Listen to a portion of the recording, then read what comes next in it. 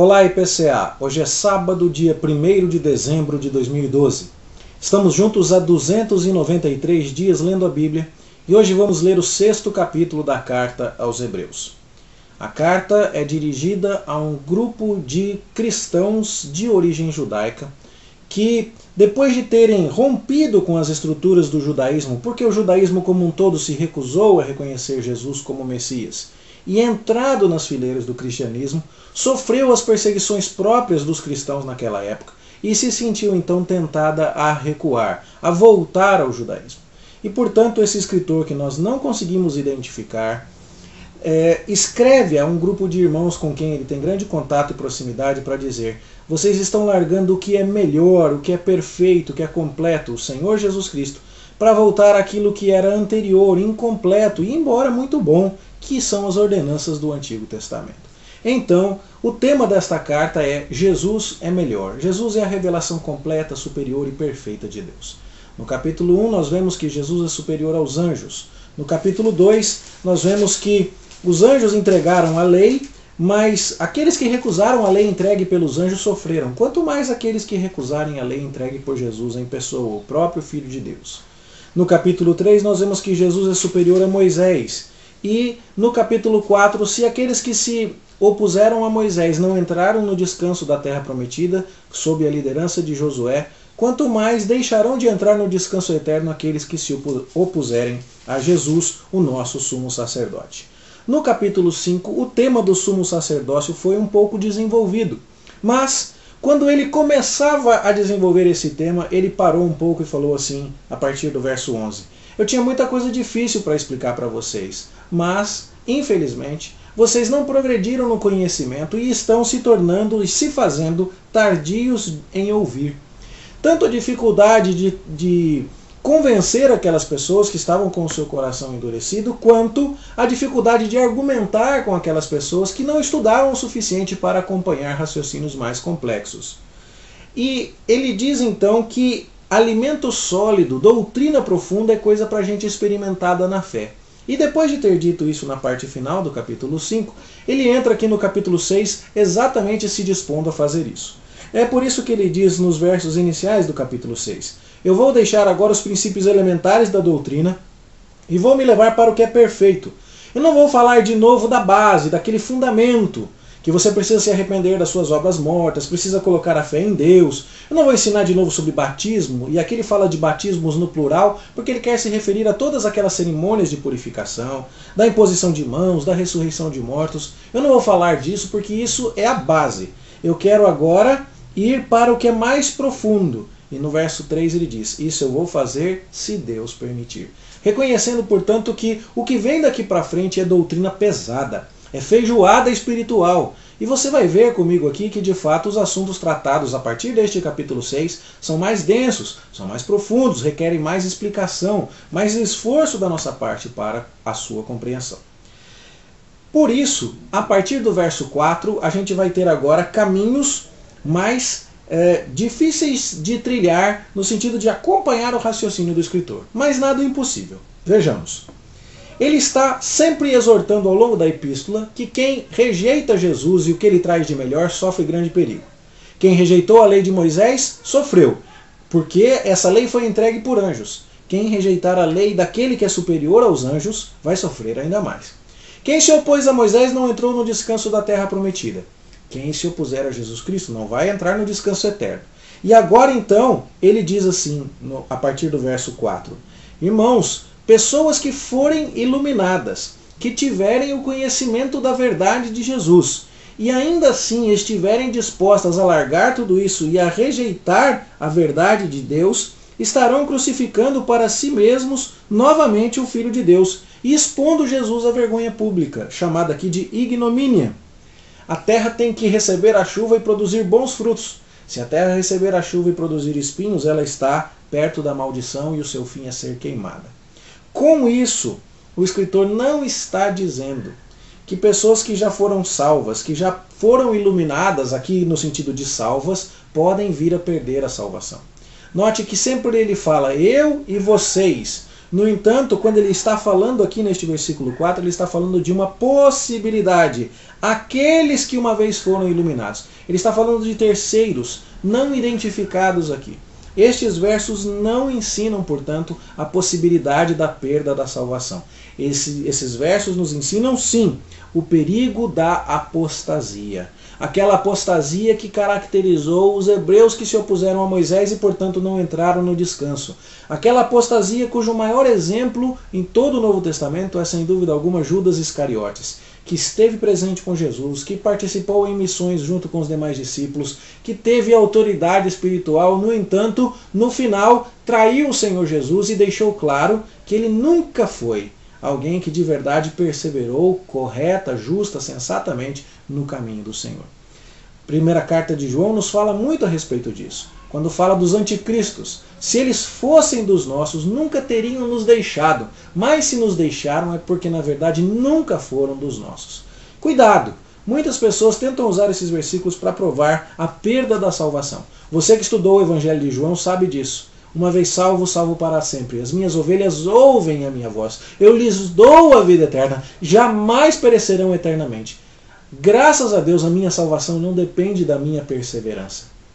No entanto, a minha perseverança evidencia a minha salvação. Então, se eu quero estar mantendo-me certo de que estou salvo, eu tenho que continuar perseverando.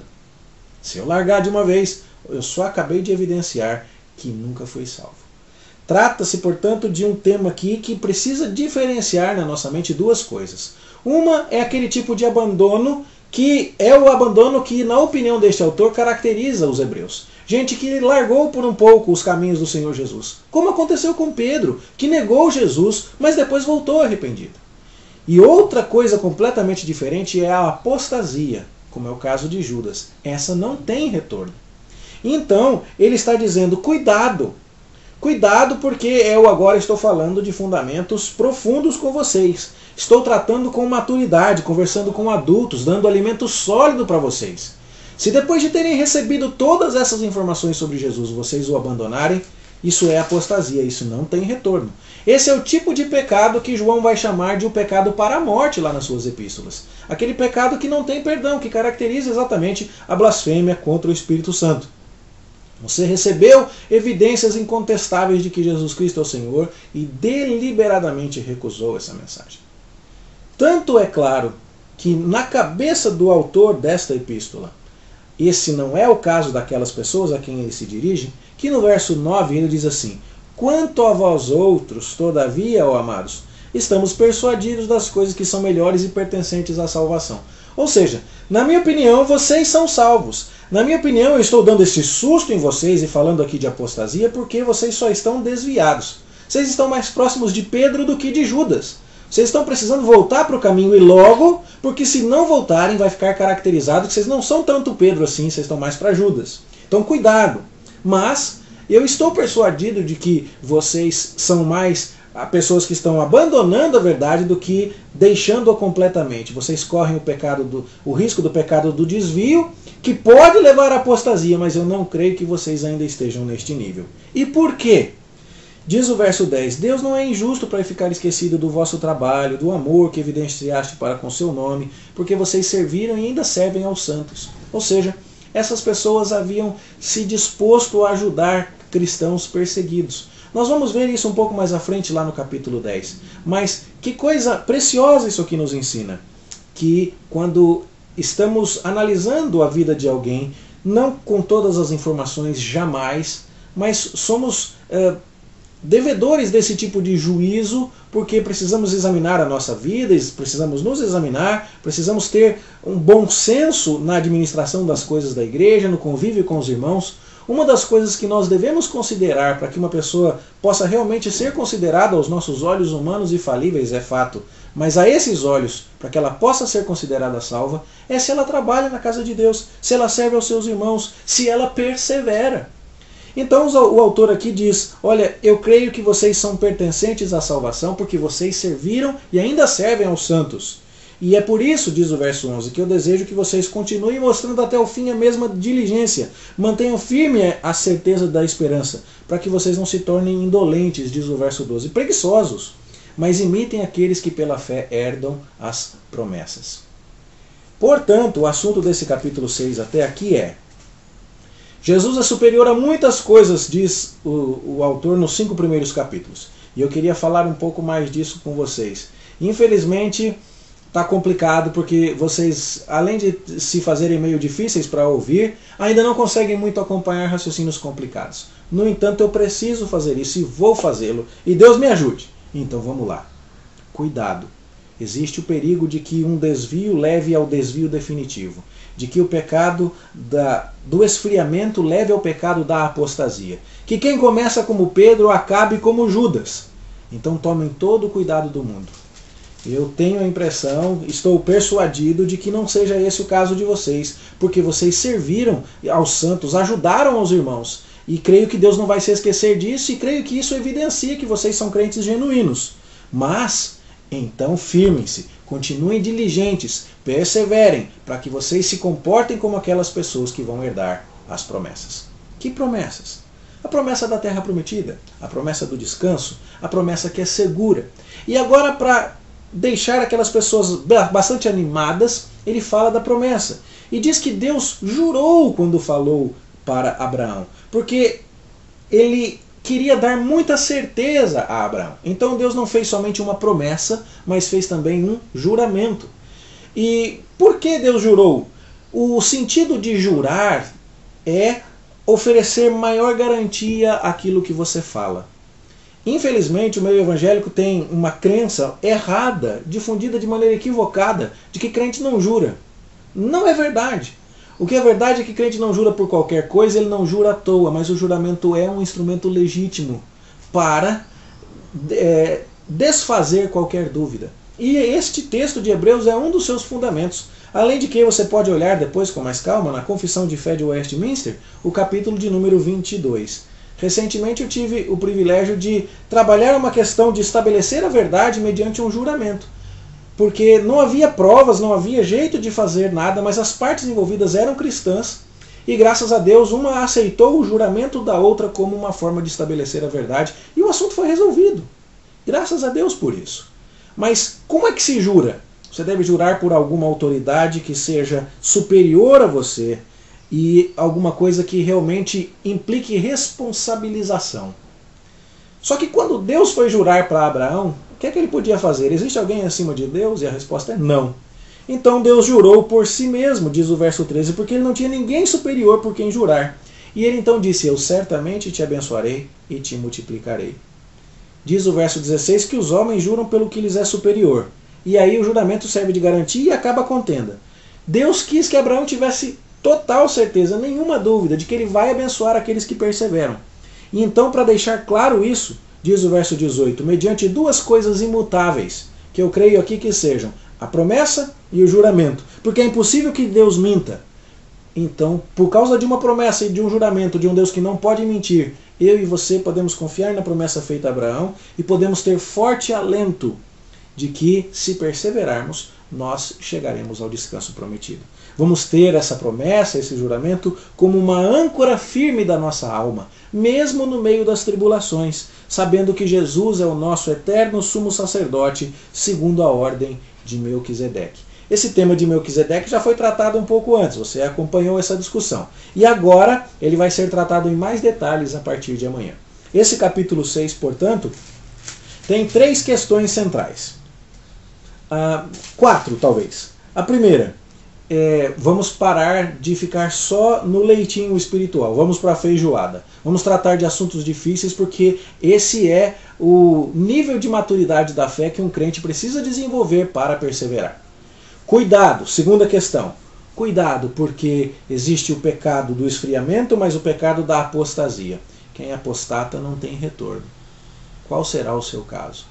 Não fica na fronteira para tentar descobrir qual é o seu caso. Sai daí e vai para a zona de segurança, de conforto daqueles que herdam as promessas. O autor diz, então, nestas páginas, que ele está advertindo as pessoas a perseverarem. E não está ensinando aqui, portanto, que salvação é algo que se possa perder. Primeira questão do capítulo 6. Maturidade doutrinária, profundidade doutrinária é coisa de crente saudável. Segunda questão. pequenos abandonos podem levar a uma apostasia. Não brinque com isso. Mas isso não quer dizer que a Bíblia esteja ensinando a perda de salvação. Terceira questão colocada aqui. O trabalho de alguém na casa de Deus é uma forma de vermos, com os nossos olhos humanos e limitados, evidências da sua salvação. Evidências de que a pessoa, ao perseverar, ao trabalhar, está caminhando para herdar as promessas. É claro que nós vamos ter algumas surpresas no dia do juízo final, mas quando estamos buscando alguma certeza, nós mesmos precisamos permanecer na verdade. Já falamos sobre certeza de salvação em 1 João, o teste doutrinário sobre a pessoa de Cristo, o teste do amor sobre o cuidado com os nossos irmãos, tá certo? E o teste moral sobre a vida de santidade. Essas coisas estão entrelaçadas aqui, estão colocadas aqui para dizer: persevere, sirva a Deus, ame aos irmãos, e então você estará confirmando para você mesmo que você está no caminho certo. E por fim, a quarta questão, a questão do juramento. Deus não tinha ninguém para quem jurar e jurou por si mesmo. Os cristãos podem jurar. Quando os oficiais são ordenados, e nós teremos oficial sendo ordenado neste domingo na igreja, um presbítero, ele jura, ele promete solenemente diante de Deus que vai fazer algumas coisas pelo bem da igreja. Esse ato é um ato formal que o obriga e que deve ser cumprido. Pais, quando vão batizar os seus filhos, prometem solenemente diante de Deus e invocam a autoridade de Deus para o voto que estão fazendo. Então, meus queridos, cuidado com isso. Essa coisa de que crente não jura, ela precisa ser bem entendida, porque este capítulo de Hebreus, e que deve ser também lido em concordância com a confissão de fé, que fala mais outras coisas ali, citando outras passagens da Escritura, vão nos mostrar que esse conceito de que crente não jura não é bem por aí. Então, a minha oração é que esses ensinos principais deste capítulo abençoem a sua vida, e que amanhã, como alguém que está interessado em aprender mais doutrina, como alguém que quer se firmar e fugir de qualquer zona de desvio para não correr nenhum risco de apostasia, como alguém que quer evidenciar cada vez mais que está no caminho correto, que vai herdar as promessas, você se dispõe a estudar um pouco mais sobre Melquisedeque, que é o assunto do capítulo 7. A gente se encontra aqui amanhã, se Deus quiser. Que Ele abençoe a sua leitura, o seu estudo. Até lá.